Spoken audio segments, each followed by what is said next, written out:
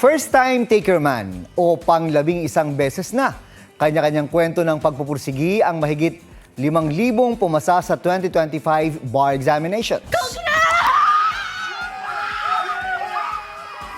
Tulad ng 50 anyos na nanay at negosyanteng si Mary Grace Montano Balyari, inilarawan ni Mary Grace ang kanyang paglalakbay para maging abogado na walk in the park. Yun nga lang, Jurassic Park daw ang napuno ng mga pagsubok. 2024 nang una siyang mag-take ng bar, lalo siyang nagsikap hanggang sa makapasa. Ang kwento ng tagumpay ng iba pang bar passers, pusuan natin sa report ni Sandra Aguinaldo. Upload and publish the list of the successful examinees of the 2025 bar examination. Sa paglabas ng resulta ng 2025 bar exams, may mga bago at matagal ng pangarap na natupad.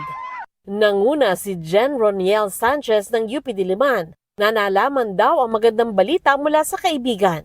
She was like, Sanch, nag-top 1 ka, and I'm sitting in the Jeep, bemused. I was like, you have got to be kidding me. I never really intended to top the bar. Just do your best and whatever happens, happens.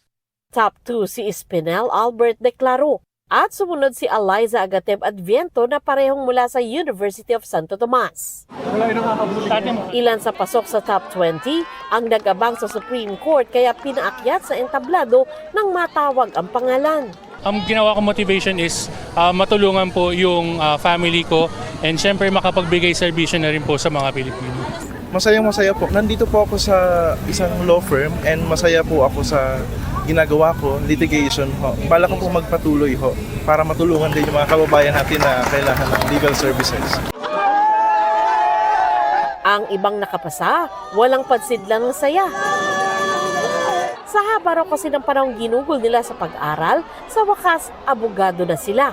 Gaya ni Reyo Eduardo Rivera, 59 years old, na 11 ulit na kumuha ng bar exam bago nagtagumpay. Habang may buhay, may pag-asa. Huwag tayong mawawala ng magtiwala lang tayo sa Diyos. Si Tasnim Cariga Balindong na isang gurot tubong Mindanao, nakapasa sa kanyang second take. Never give up on your dreams, and I always believe that everything comes in perfect timing po. My plan is to represent Mindanaoan lawyers, especially the Bangsamoro community po.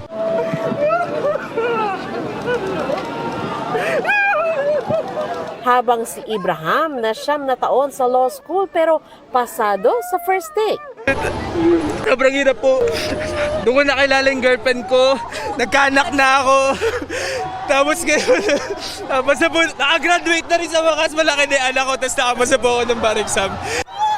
Ano po pangalan ng anak niyo? Ang inang ito, mag-isang nagpunta sa SC para sa anak na 4 na ulit nang nag-exam. Hindi naman siya nabigo. Sabi ko, hindi anak, gusto ko, nandun ako.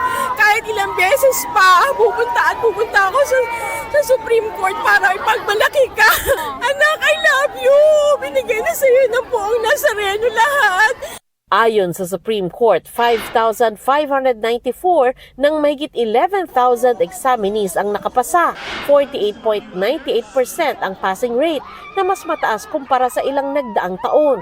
I only reminded the examiners that my standard is reasonableness. And then I gave them a rubric of how points will be assigned to the answers.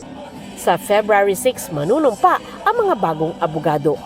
Sandra Aguinaldo nagbabalita para sa GMA Integrated News.